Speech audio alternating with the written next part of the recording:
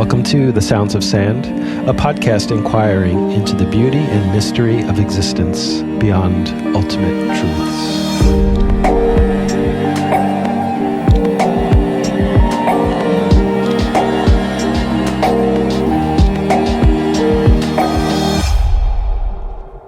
Welcome back to The Sounds of Sand podcast.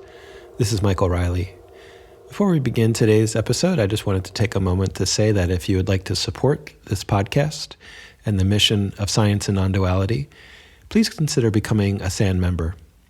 In addition to supporting this podcast and the production of films like The Wisdom of Trauma and our monthly community gatherings, you'll gain access to our SAND member library with hundreds of videos from SAND's 15-year history of conferences, webinars, and courses. Visit scienceandnonduality.com or find a link in the show notes. And today we're thrilled to welcome friend of SAND, Dr. Mauro Zappaterra, to the podcast. He is a Harvard-trained MD and PhD, renowned for his groundbreaking research on cerebrospinal fluid and its impact on brain development. Dr. Zappaterra's work has been featured in prestigious journals like Neuron and Psychology Today. As the director of Regenerative Medicine at Synovation Medical Group and a staff physician at the VA Greater Los Angeles Healthcare System, he blends his expertise in physical medicine and rehabilitation with holistic practices like polarity therapy, Reiki, and cranial sacral therapy. His commitment to integrating body, mind, and spirit has made him a respected voice in both medical and holistic circles. So please join us in welcoming Dr. Zappaterra and his insights on healing, joy, and the energetic frontiers of healing in medicine, all today on the Sounds of Sand podcast, presented by Science and Nonduality.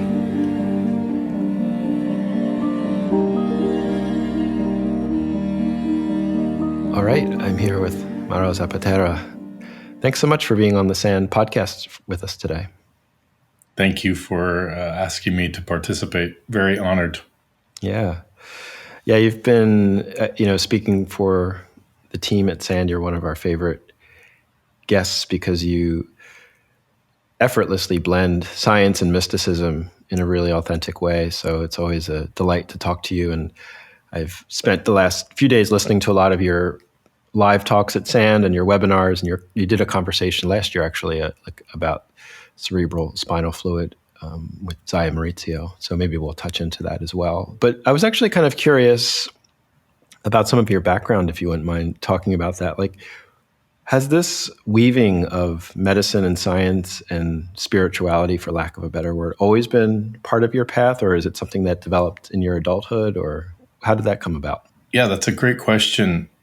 There was always an interest in trying to understand who I was, what I was, who I was, how I developed, how I got to be here, for instance. And it really did start from a physical perspective.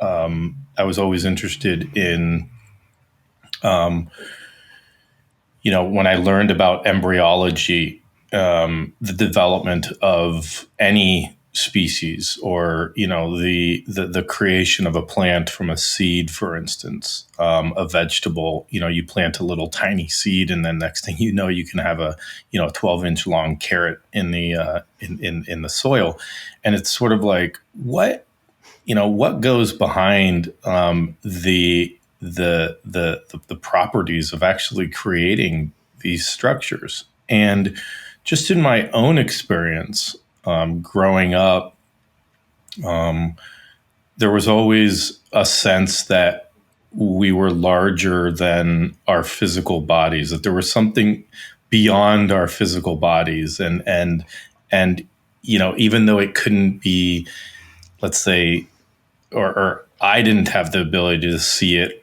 but there was a felt sense that there was something beyond our physical bodies that could be felt, could be measured, whatever it might be. And if you think back of sort of even the X-rays or MRI machines or kind of some of these technologies that have looked at and witnessed really beautiful structures in the body. 1,000 years ago, we would have no idea that we would be able to see what we can see at this point.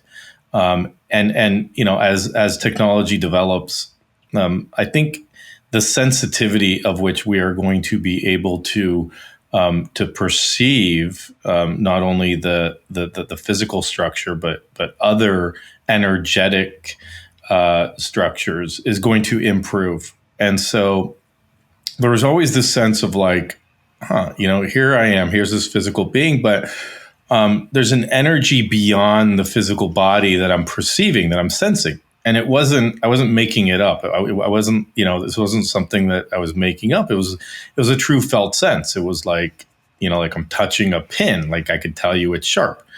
Mm-hmm. And so I guess there was always that interest. And then with my mother was, she was interested in things like acupuncture, Chinese medicine, shiatsu. And so, if we had headaches, she'd do pressure points on our feet and refer us to, send us to sort of acupuncture specialists or something like that, looking at, not necessarily, you have a headache here, take some ibuprofen or something like that. But what sort of imbalances are there in the body that may be actually leading to this? And so that was, my younger years. And then really, when I flew out to Boston to go to medical school, the book that I read in the airplane flying out to Boston was Carolyn Mace's Anatomy of the Spirit, sort of this medical intuition, and looking at more of, I knew that I was going to have, 2 years of intense study of physical anatomy, neuroscience, neuroanatomy, doing dissections in the lab. But since I felt this greater sense of being, was there anatomy beyond the physical body? And clearly, I think, we could say, yes, there's some sort of an energetic anatomy that's present, that's felt. And that was like sort of the first introduction for me of chakras, of energetic centers. And then what I did is, I was just sort of interested in that, and then weaving it together. It's like, wow, why can't people understand that maybe there is an energetic center, let's say in the solar plexus? Well, we know that there's a collection of cell bodies, of neuronal cell bodies, which has the DNA of the neuron, and we have these plexuses, we have these groups of cells that are clumped together. Could that actually have an energetic focus or center to them that some people could perceive? Absolutely. And I think now, as we're sensing, as we're measuring these things with things like magnetic encephalograms or EEGs, and sort of being able to measure magnetic, energetic, electrical impulses away from the body, that we're seeing that maybe there is an energetic makeup to this body that's more than just a physical being. And so when I met my wife, she really kind of, I would say, hyper excelled that, let's say, because I was in medical school, and she sort of said, hey, let's I was probably clinically depressed or close to it. And she said, hey, let's take a break and go study some other things. And that's kind of when our journey together unfolded. And that's kind of really when it exploded. So there was always a seed in there, but it was really my wife who sort of jump started it, who kind of activated it in a way. Yeah. So I imagine, is it Harvard Medical School, right? That's where you went? Yes. Yeah.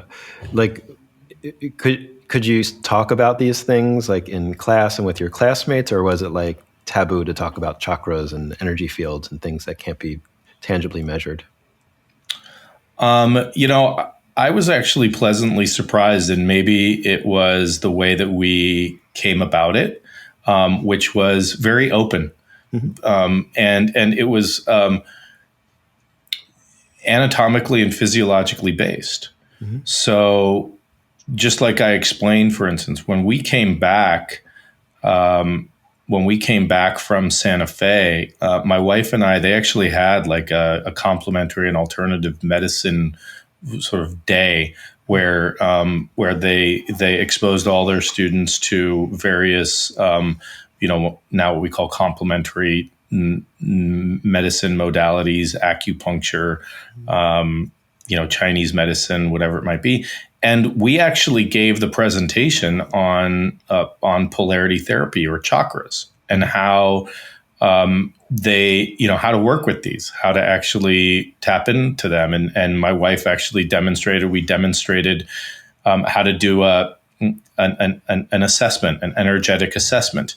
And the room was fairly full. So, we came about it from a very grounded, very anatomic and fairly scientific perspective, but yet, reaching out, kind of like, stretching the thinking, but from a very grounded perspective. And to me, that's like the basis of research, right? So I was in the MD PhD program, which was, anytime you do research, at least in my opinion, is sort of like you want to explore something new, something novel, something that hasn't been done before.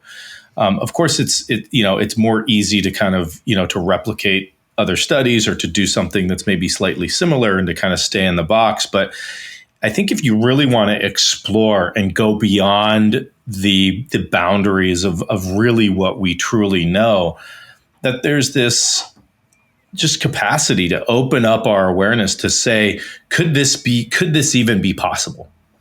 Right. And if it could, what are some of the techniques? What are some of the measuring devices that we have? What are some of the, how can we actually tune, maybe, if we're doing energy work, how can we actually tune our bodies to be more sensitive to it? But yet, what's the next step that we can take to show that this exists, or how can we blaze the field forward and really open up new frontiers? And so most of the people were understanding of that, of like, oh, wow, I could see how this is possible. And I'm not talking about like, standing on the roof with my feet and blazing through gravity, although maybe one day we'll be able to do that. We were very grounded. We were coming about it from a very sort of scientific anatomic perspective. So I was fairly surprised that it was very well received. And our friends were interested in it. The people that we interacted with were interested in it. And maybe that was a bias, right? Maybe the people that we interacted with originally were just maybe more open-minded. And so that's just sort of the environment that we created around ourselves. And so maybe it was a little bit of a bubble. But for the most part, the clinicians and physicians that I know, that I interact with, they're really looking to help people at all levels. They are really looking to decrease suffering, to help treat diseases. And I remember when I did a pain rotation at the Brigham and Women's Hospital, and this was during my third or fourth year of medical school. And so I'd done 2 years of medical school. I'd finished my PhD. In that time period, we had studied polarity, and also we had studied craniosacral therapy. And then I came back and finished the last 2 years of medical school, and I was in the clinical practice. And I was starting to get interested in sort of pain management because I sort of saw it as an entryway to kind of like the human experience, human consciousness. The number one reason why people go to the doctor's office is because of pain. And so I kind of wanted to capture that patient population. And this was a very esteemed professor at Brigham and Women's Hospital, part of Harvard Medical School, he was a pain management physician doing things like epidural steroid injections. And, he did a talk, and it said, "Are we doing evidence-based medicine?" Because everything was, everything in medicine at this sort of like evidence-based. Are you practicing evidence-based medicine? And his number one question was, "Is what we are doing actually evidence-based? What's the evidence behind it?" And he went on to PubMed, which is sort of the U.S. repository for published research, and he found something like 126 therapies that had been published for pain management. Mm-hmm. And he said that he had been taking care of this one lady for 5 years, and she had been getting repeat epidural steroid injections in her neck, and she was miserable, and they were thinking about surgery. And then one day she went off and drove up to Rhode Island and had a session with a craniosacral therapist, and had 2 sessions, and her neck pain disappeared. Mm.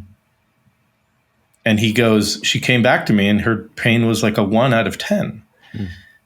Am I to, and he was very, and I didn't, this had nothing to do with us or what we had studied, but he had mentioned craniosacral therapy and all this stuff. And he's like, am I to dismiss that therapy as, even though it hasn't been published or hasn't been rigorously analyzed?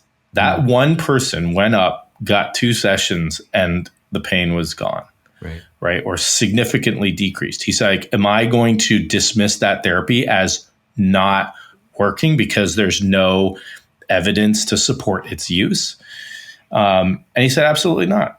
Right. That worked for that person. Beautiful. Great. And so there was this sort of like openness. I think we all want to kind of help and decrease suffering. And so if there's something out there that is safe, that doesn't cause, detrimental side effects, then, why not, even if there's no evidence behind it, why not be open to it? Give it a try. I think there's just too much of that closed minded mentality, sort of like, oh, I didn't learn about that, so it can't be, it can't be useful. That just doesn't help anybody. Yeah, and this phrase evidence-based, it's like, from that woman's perspective, the evidence is apparent for her. It worked, so exactly. It's like, if you told her, this didn't work for 100,000 people, she'd be like, I don't care, it worked for me. Exactly. And I think you bring up, that's such a beautiful point, because, in a lot of my practice, I talk about, the N of 1. Mm-hmm. And the N of 1 is my N. It's my, I am the N of 1. You are your N of 1. That lady is her N of 1. Mm-hmm. For that N of 1, that's the entire world. Yeah. For her. Right. It doesn't matter if it happened to 10,000, it didn't happen to 10,000 people. And then it's like, oh, well, we don't have you shouldn't do it because there's no evidence. Right. That just doesn't seem like, it's like, well, what are the risks? What are the side effects? What are some of the possible benefits? Even if you get 60 minutes of rest and relaxation, maybe that's good for your nervous system to rebalance, right? So exactly. And that's her authentic experience, right? Now she walks out into the world with that experience and says, hey, look, this happened to me, right? And goes out there and then shares that experience, and hopefully that those sorts of things start to grow and blossom in good ways. Yeah, and I don't know so much about different modalities of energy healing. The one modality I do know about is sound therapy, which I've done, worked in that and trained in that. And my experience of that is often that people beforehand think, oh, okay, this certain frequency is going to heal me. But what I explain from my perspective is that the body has a miraculous ability to heal itself. We see that when we get a cut, somehow miraculously the skin cells come together and it seals up. It's really is magic. We can recover from many diseases. And I find that music and sound therapy just gives the body the permission to heal itself, because often we're kind of the body's blocking itself somehow, whether it's consciously or subconsciously. Is that your experience too in these energy healing modalities? Yes. Even coming from a very neutral, balanced, witnessing perspective, not necessarily, going in and influencing anything specifically. There is, for instance, like, I think more and more, whether we call it sound or, energetic waves being sort of distributed to the human body, I think looking at it from that perspective of like, what are the energetic waves that you are exposing yourself to on a constant basis, and how is that informing your cells? How is that informing your cells? How is that informing the fluid system of your body? How is that informing the nervous system? How is that informing the molecular vibration of each one of the molecules? And asking yourself, is that the resonance or the frequency that I want to be exposed to? And many people don't think about that as a conscious decision, but I think it should be a conscious decision because of just the way that we are understanding our bodies to function, that we should pay more attention to what sort of energy frequencies or, energy wavelengths are coming at us. And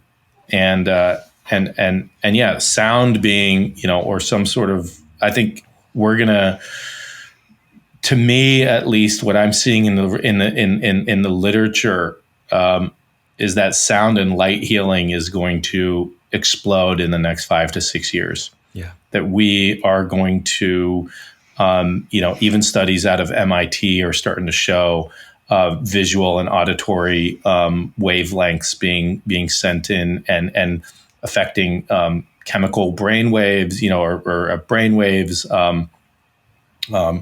Even connecting it into the cerebrospinal fluid, increasing the cerebrospinal fluid flow through the brain, cleaning out toxins, decreasing Alzheimer's and dementia, et cetera, et cetera. This is going to become huge. And the people who have been doing it for the last 10, 15, 20, 100 years are going to continue doing it, because it's going to be sort of like, now the quote unquote hardcore scientific evidence is going to be coming out, and mark my words, in the next 5 to 6 years, it's going to explode. We're going to see a lot of light and sound therapies coming down for various ailments, diseases, whatever it might be. Yeah, and maybe not just even therapies, but bringing more awareness to the light and sound waves that we are receiving. And we see that a bit with blue light filters. That's becoming more and more common. People are realizing, okay, I shouldn't be looking at my screen late at night without a blue light filter. It's going to affect my sleep cycles.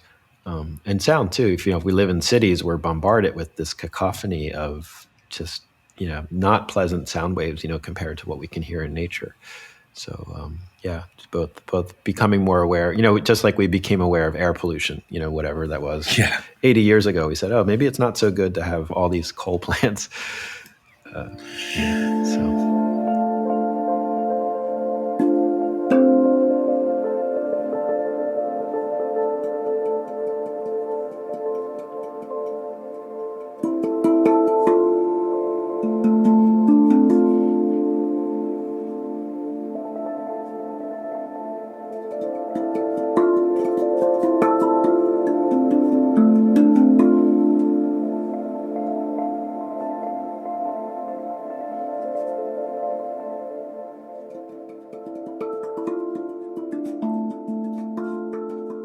What is your day-to-day? Are you working with patients or more in the research realm? Yeah, so my day-to-day practice is actually with patients, who have chronic pain. And I run our multidisciplinary programs at a group called Synovation Medical Group. And those are programs for, right now, unfortunately, they're programs for people that have tried many different modalities and have not been successful. That's kind of when insurance will start covering some of these programs. We're trying to really get people to think about this sooner rather than later, because it's really about a perceptual shift in pain management. So we run programs that range from 16 hours to 160 hours, where you come in every single day for 3 to 4 hours.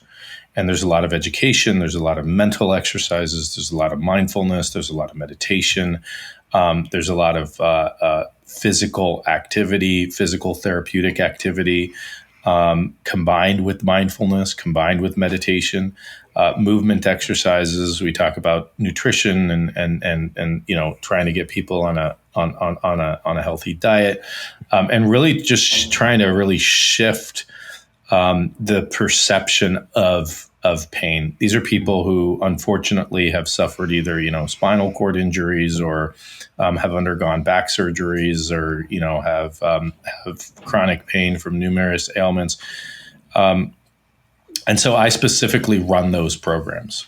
And so I work with a psychologist, I work with therapists, various therapists, and we run those programs together.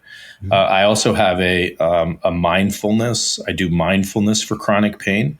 And what we do there is we actually do it over Zoom, and it's free. And so we have people who come in and listen, participate. It's every Tuesdays and Thursdays. And it's over Zoom, so you can be in the comfort of your own home. But what we're finding is mindfulness for pain can be very powerful, actually. And so even if you're taking medications, or you're getting injections, or you're needing surgery, adding any one of these components to your treatment can really, really help. And we've now been doing that for the last 5 years, and have had patients show up every session for the last 5 years. And the benefit that they feel from it is really remarkable. So it's something that really grows and builds on itself. And we go through, the neuroscience of mindfulness, and how mindfulness is actually affecting the brain, and why that's important, why that might be helping for pain management. So we do a lot of that thing. So that's really my day to day. And then I'm constantly, whether it's consulting or doing other things, keeping up with all the cerebrospinal fluid research that's going on, consulting with various companies that are looking at, like endogenous DMT functions, or whatever it might be, and then just talking to various people who contact me via the various sources, asking me about specific experiences that they've had related to the cerebrospinal fluid, just based on all the prior talks that I've done. That kind of takes up. And then I coach. I have 3 kids, and so I coach soccer and baseball. Oh, cool. And so I enjoy spending time with my family and children as well. Nice. Good. That sounds like a good balance, because you're working in a lot of heavy topics. I'm sure chronic pain is very, it's got to be a lot to be present for those people all day long. Yeah. I'm actually, maybe if we have time later, if it makes sense, you could even lead a short meditation for anyone who's listening. It's kind of a doorway to think about coming to your Tuesday sessions. Yeah, for sure. Yeah. Do you think there is a growing epidemic of more chronic pain, or do you think people are just becoming more aware of pain? Like, what's your feeling on that? Honestly, I think I mostly see things in the US. I think that we're just not taking care of ourselves. Yeah. To be honest with you. And so I think there's an increased epidemic of chronic pain. And I think that it goes along with a lot of other chronic diseases, to be honest with you, like diabetes, hypertension, depression, obesity, all these things that we're seeing really increase in the U.S. Population. And I don't think that the therapies that we're offering to people, especially initially, are the best. therapies, to be honest with you. We're going a lot straight to medication and procedures. Those procedures include injections and or surgeries. And so, yes, are medications, injections, and surgeries necessary for? Absolutely. But in my opinion, we're doing it way too much for, essentially chronic, non-specific, low back pain that has no neurological deficits in the legs or feet or, the extremities or anything like that. And so, a lot of what I do is I go to insurance companies, and I go to these big insurance companies here in California, and I try to educate the primary care providers on, even the language to use when you're talking to somebody who may have gotten an MRI of the low back if they have pain, or what it might be. And so, if I see you, let's say I see you, as a primary care provider, and you have pain, and I'm trying to help you, and it's not anything that they're doing like maliciously or anything like that. It's just like, I'm trying to help you. And so we feel as if the specialist will know more, right? Mm-hmm. And so what we do is, let's say in the US, what we do as primary care providers is, we'll send them off to like 6 or 12 sessions of physical therapy. And maybe the physical therapy will be very passive. There won't be much strengthening exercises. And so it'll be very passive. And anybody will feel slightly better if they get some ultrasound, if they get some electrical stimulation, if they get some stretching or, some ice or heat.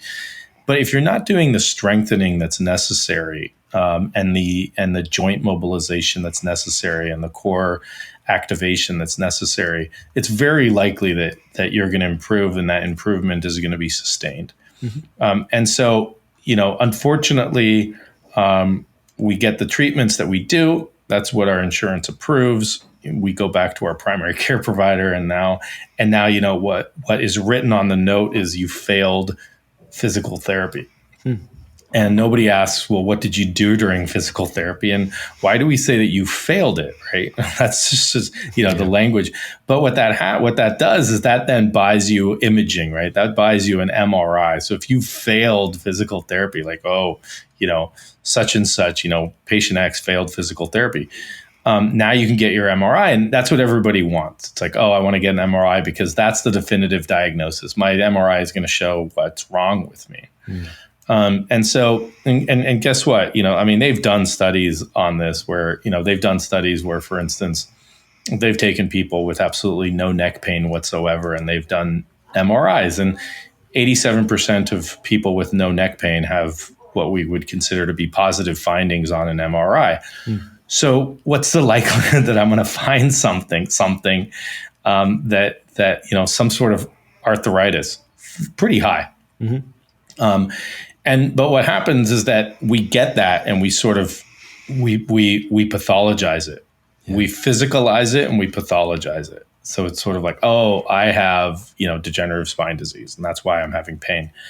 And the truth of the matter is, you probably had that before you started having pain, and maybe there's other factors that are actually contributing to the reason why your pain started, last January or something like that, because that aren't being looked at. And so what happens is that we then physicalize it. We say, well, I have degenerative disc disease. And then your next question is, well, does this get better? It's like, no, well, it doesn't. There's a natural progression to this. And so now we've already changed the consciousness of that human being in terms of like, oh, this is what I have. It doesn't get better. And so therefore, what's the likelihood that my pain is going to improve if I know that I have this? And so it just goes down this vicious cycle. So then what do we try to do? Well, then we try to repair the let's say the degenerative disc disease. And so then because it's all physical, right? So we try to repair that, and we do the best to repair it, and yet you still have pain. And so that's kind of like the path. So unfortunately, it's like, the system that we're in, everything, there's a lot to be said about it. There's a lot of good things about it, but there's a lot of not so good things about it. And so I think really, as a doctor, dottore, in sort of Latin, to educate, that's like my primary function, is like, let's educate these people. Let's actually tell them that, what we found on MRI is actually nothing that is imminently dangerous. Right? As opposed to saying, oh, you got degenerative. Let's start off by saying, oh, we got the MRI and we see nothing that's dangerous. Oh, okay, cool. We do see some arthritis, which is present in about 90% of the population. And so let's work on these sort of therapies to help, strengthen your back. And also let's work on stress reduction. I bet you if you go and you have back pain, nobody talks about stress reduction. And yet the imbalance of the nervous system that's another, co-joined with obesity, is stress. The stress levels. I think like the American Psychological Association does a study every year, and it's like, 80% of the U.S. population is stressed to some degree. And from my perspective, right, stress and pain it's like if you're stressed, if you get something in the morning, if you get an email in the morning that increases your stress, guess what happens to your pain? Your pain goes up. Okay. And we try to just show that relationship to people. There's nothing that you did physically, but your stress just went up and now your pain went up. So can we, instead of taking a medication to decrease your pain, can we actually learn how to decrease your stress? Yeah. Right. Which might seem simple, but it's not. It's like, so a lot of what we do is actually also helping to rebalance the nervous system. Is that we are in a chronically stressed state. And if you're in a chronically stressed state, your sympathetic nervous system is going to be firing. And it's not that one nervous system is better or worse than the other, right? But if you're talking about the autonomic nervous system and just basically looking at the sympathetic and the parasympathetic, which are sort of, the accelerator and the brake, let's say, there needs to be a balance. There needs to be resiliency between those nervous systems. And if we're not doing exercises that are helping to balance our nervous system, then we are going to be chronically activating one side of the nervous system and not bringing up the other side. And so what are we going to get really good at doing? Well, it's just another exercise form. Right? If I lifted weights with my biceps muscle, my biceps is going to get strong.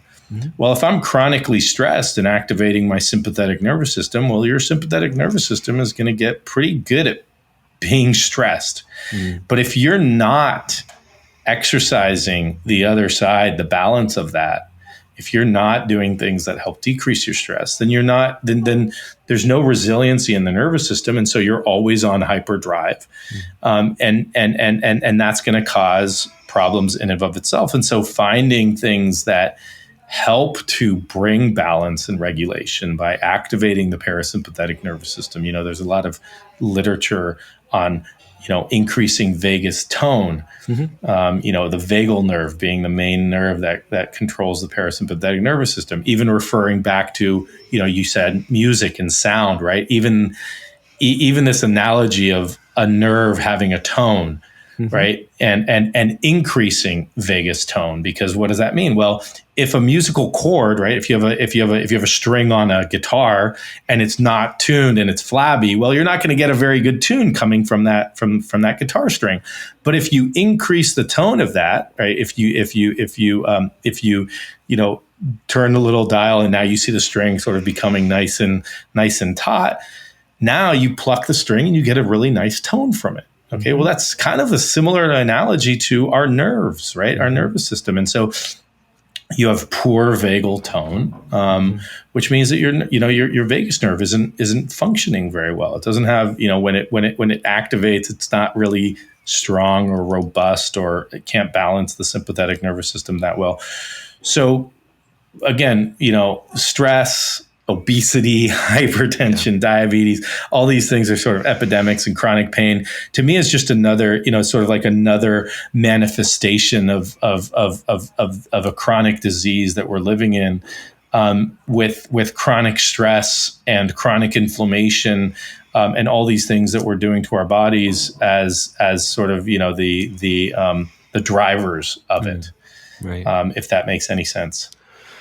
No, it does. It makes a lot of sense. It's a beautiful ecosystem. It sounds like you're talking about, because my impression of Western medicine, let's say traditional Western medicine, is that the idea of the diagnosis is to sort of separate the problem from everything else and just isolate, like you said, the disc in the spine, and to inject that and just say, okay, we're going to fix this little spot. But as you're talking about, it's all interconnected with the larger systems in the body, and even more so connected with the society and how we relate to other people and our work-life balance and all of these things.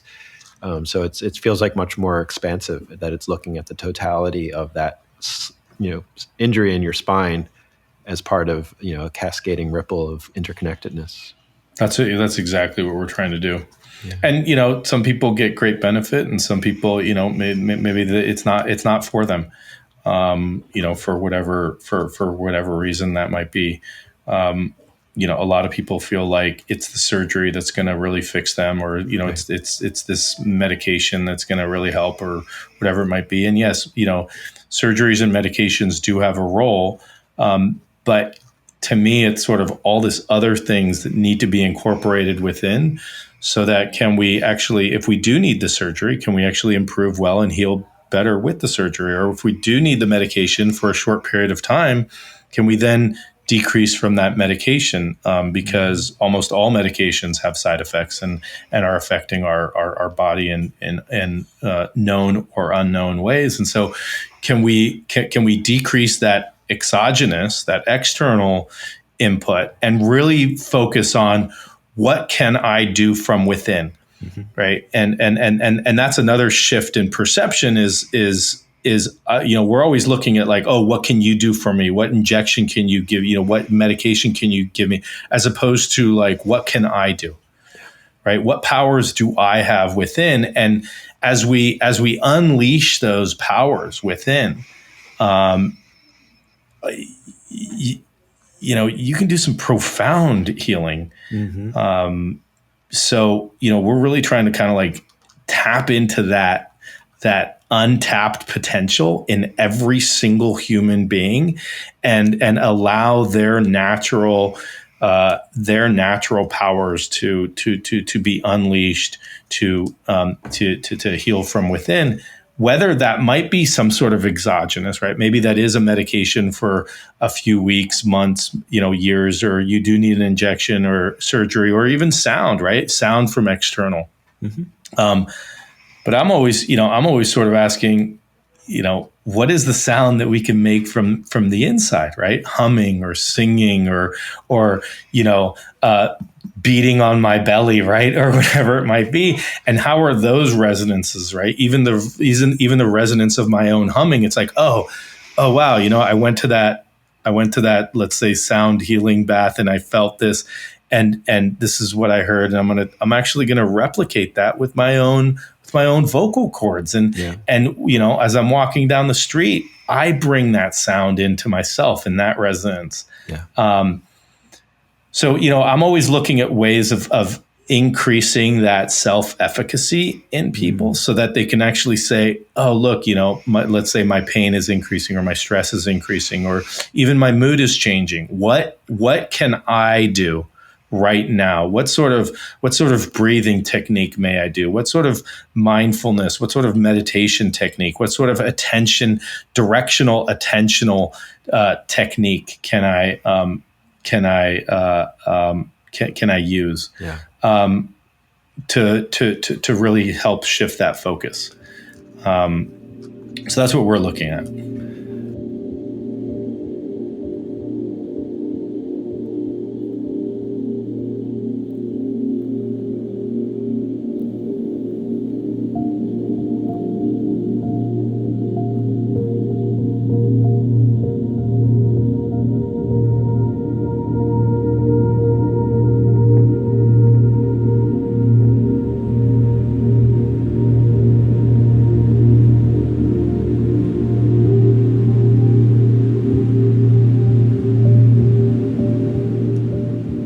Yeah, what are you excited about as maybe as like a frontier of healing that's not mainstream today, let's say? Yeah, there's a lot. That's a great question. Yeah, so I guess the first one is really looking at novel ways or new ways of looking at the biofield. For instance, our aura, maybe the energy that makes up, that helps to. I sort of see it as like a step down process, or sort of a differentiation process from a global source of energy, and it gets condensed into sort of finer and finer frequencies, or just more denser frequencies. And if you think about it as like an electromagnetic spectrum, let's say, our visual eyes can only see between, let's say, red and purple, or stuff like that, UV. But the electromagnetic spectrum is much wider than that. But it's still the same wavelength. We just can't see it. And as you change the wavelength, then there's actually a perception of that color that comes in. But then as the wavelength continues to change, it's the same energy. It's just a different frequency, and then we can't see it anymore. Yeah. And so that's kind of the way that I see the human body in a way is can we look at prior to physical, like energetic information prior to physical, for instance, in developing and working with biofield viewers, and I know that there's some people really looking into that, and doing work on that. I think that's really great. I think the harnessing the power of the mind and the heart, through more work with like heart math, increasing heart rate variability, and then I'm seeing it more and more as we dive into the neuroscience of the power of the mind and the power of the heart, and how these are really interconnected. How much we get people's buy-in because there's actually a mechanism that's at work, despite the fact that people have been doing, some of these practices like meditation practices and breathing practices, and movement practices and dance practices and music practices for millennia. Because there's a mechanism that's put into it, I can actually take that mechanism and now convince you to actually do that practice. Where before it was like, those are, those are just a bunch of yogis in India who did that. Now it's like, no, it actually has really, really deep, intense neuroscience. Where if I was to say, this is like psychic neurosurgery, right? Where we're actually going into the brain and actually being able to rewire connections in the brain, and how different parts of the brain are interacting with each other, and then how those interactions are affecting our heart, and how our heart is actually sending signals up to our brain and releasing hormones based on that, and how that connection is made, bringing in and being able to affect heart rate variability and things like that. I think that's gonna super, super powerful. Then, really kind of looking at various, obviously, energy healing modalities, whatever that might be. Sometimes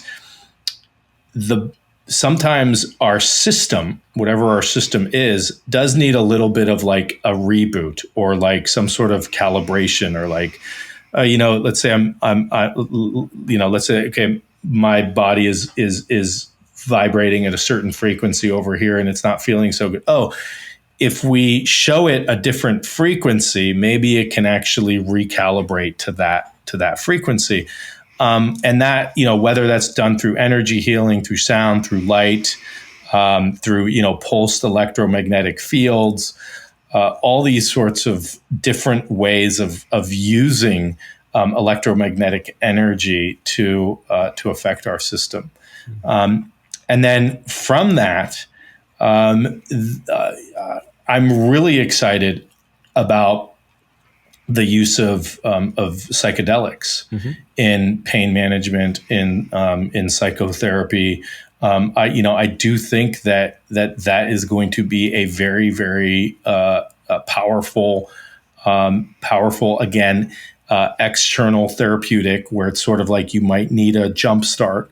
And then, how they're administered, how they are dosed, how they are provided, what sort of setting are they administered in?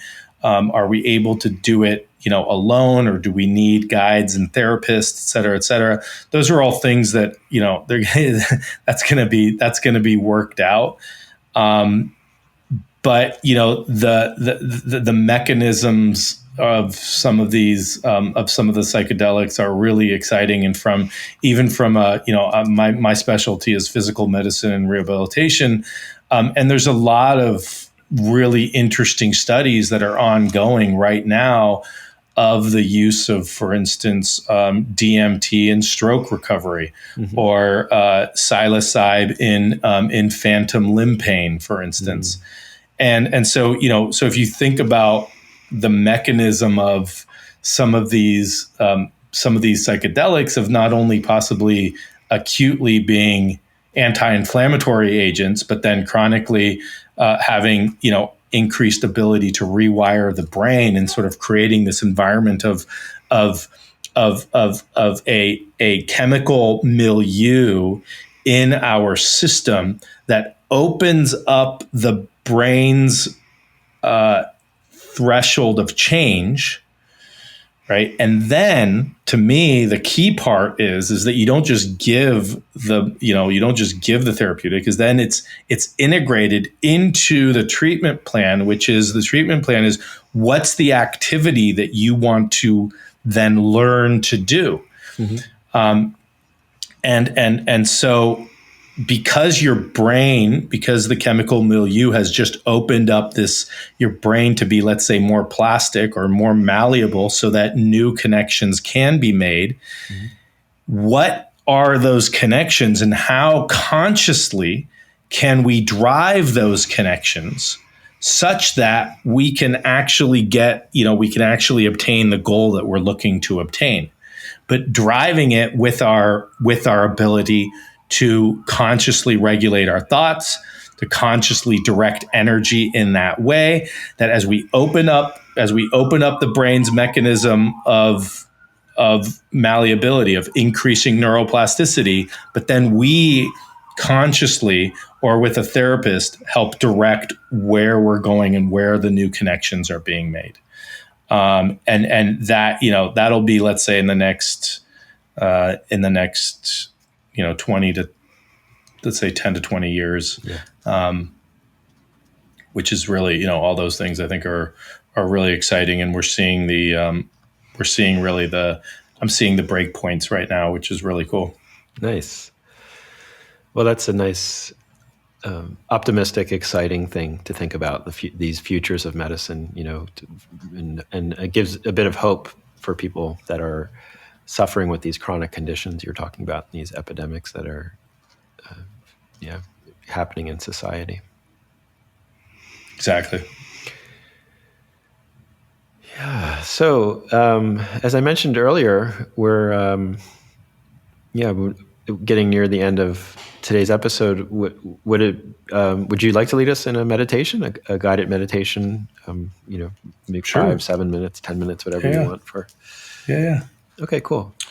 All right. So, just as a introduction to the meditation. So if you, in the middle of your brain, there is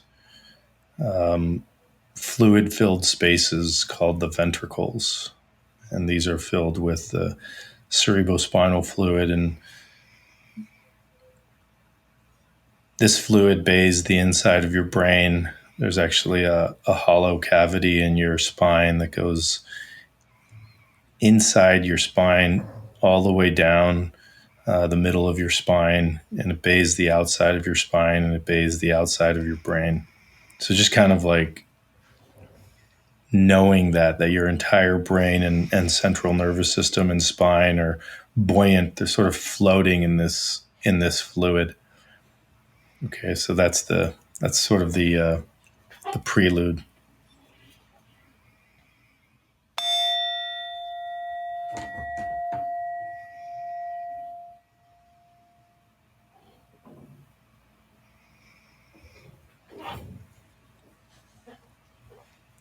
Okay, so taking a moment to find a comfortable posture.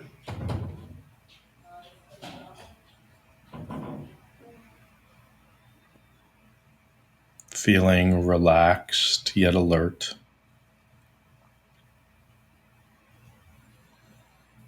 And for this practice, if you feel comfortable doing so, closing your eyes, and as if you could look up and inward,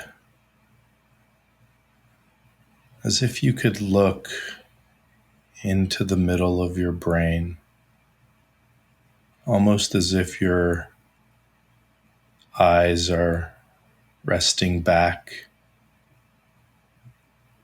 up and in.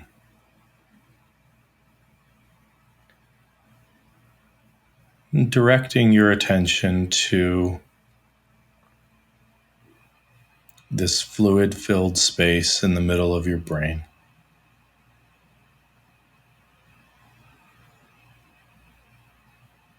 This is known as the cerebrospinal fluid.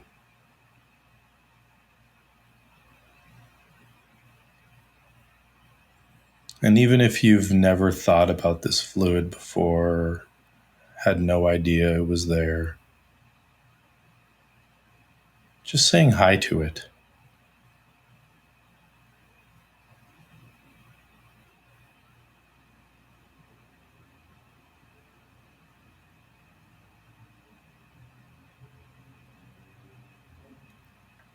Letting it know that you see it. You are aware of its presence.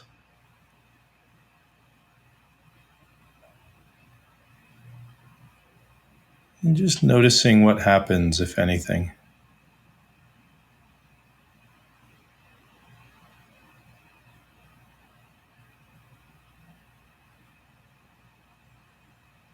Noticing any thoughts or emotions or sensations arise. And not paying too much attention to them. And just maintaining your focus or attention on this fluid-filled lake in the middle of your brain.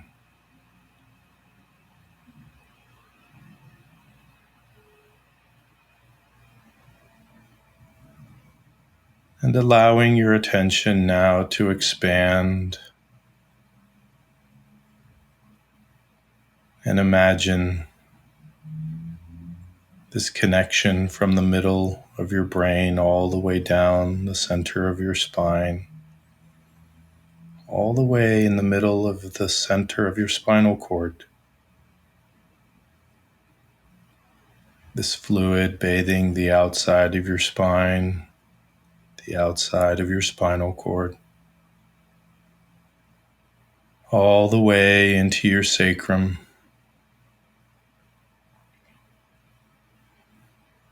and bathing the outside of your brain as well.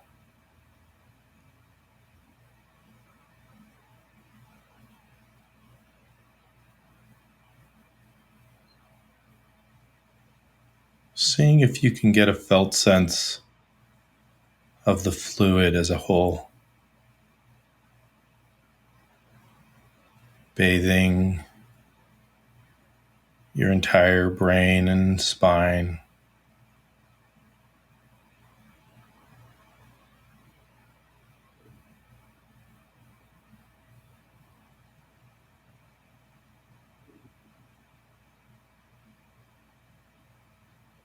And just see what you notice.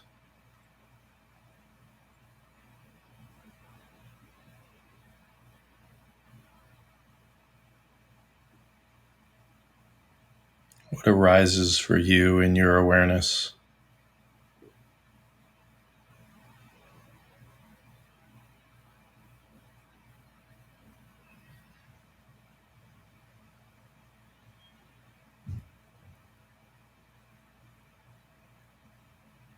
And now bringing your attention back to the third ventricle, back to the middle of your brain, this fluid-filled lake. And as if you could drop your attention, bring it down through the cerebrospinal fluid to the level of your heart. As if you're traveling through the middle of your brain, down into your neck, through the fluid, getting to the level of your heart, and feeling the pulsation of your heart, the rhythm of your heart through the fluid at the level of your heart.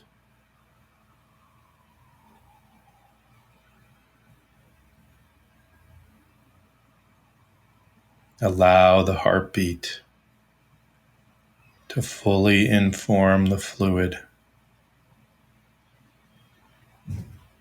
feeling the resonance of your heart through the cerebrospinal fluid at the level of your heart, affecting the cerebrospinal fluid in your body.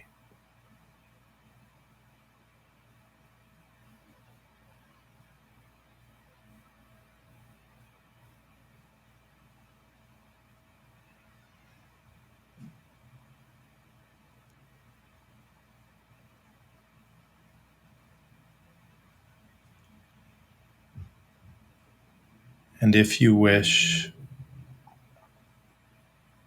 opening your awareness even more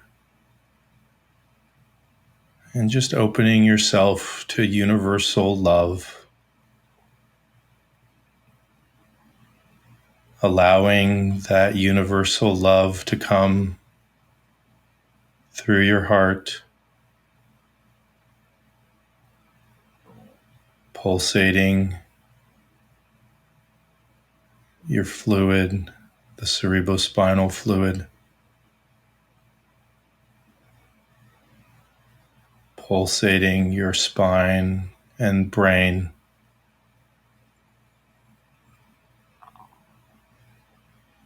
and affecting every single neuron in your body.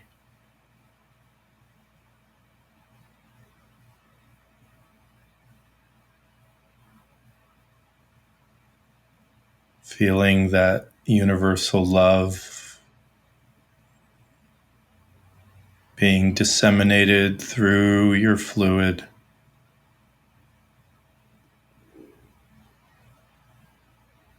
from your heart down to your sacrum, up to the fluid-filled lake in your brain,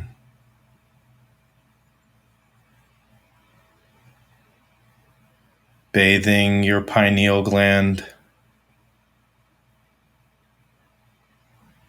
your third eye,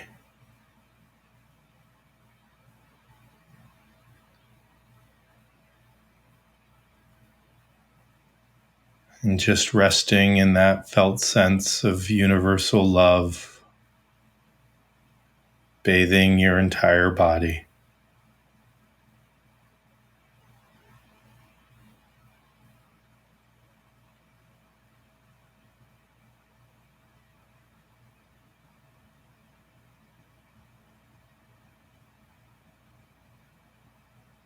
Connecting with everything.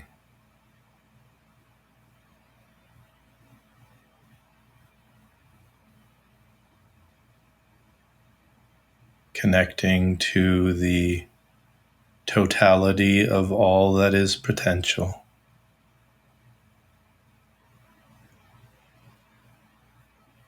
Connecting to love.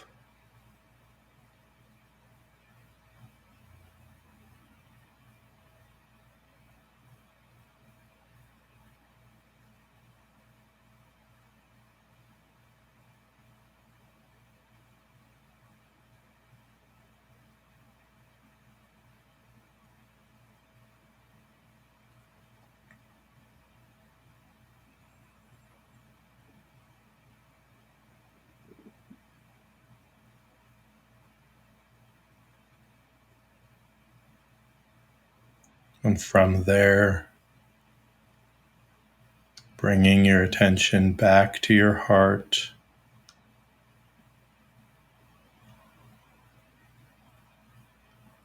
Taking 2 or 3 deep breaths.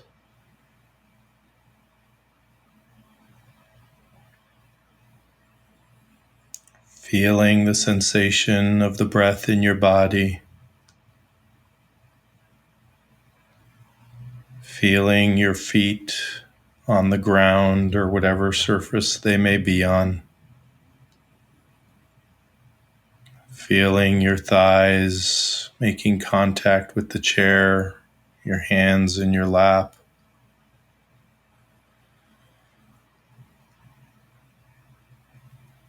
Opening your eyes,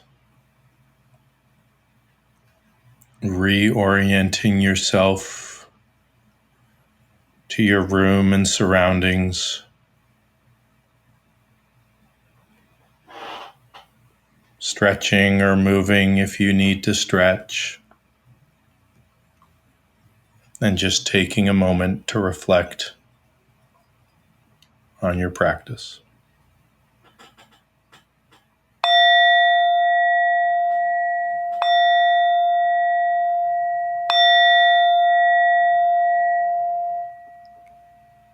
When you invited to bring awareness to the cerebral spinal fluid, I could like really vividly hear it. It was like instantly I could hear like this shh, this like a stream.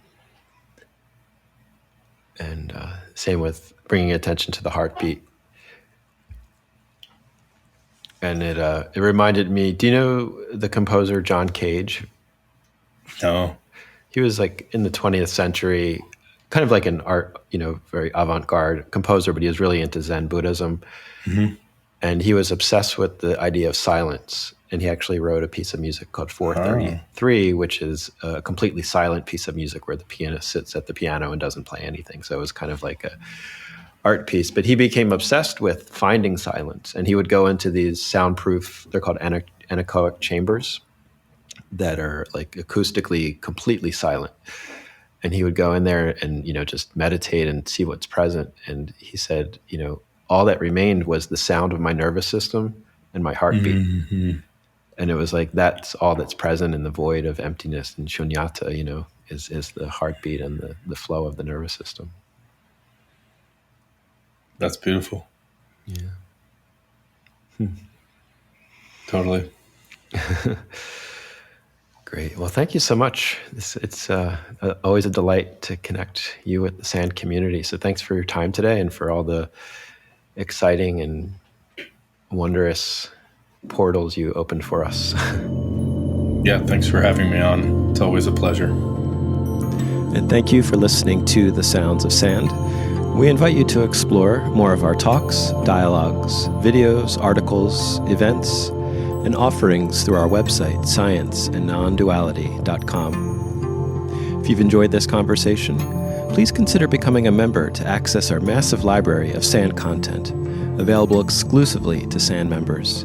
And we would love it if you could leave us a review on Apple Podcasts, Google, and Spotify, and share this episode with your family, friends, and all sentient beings.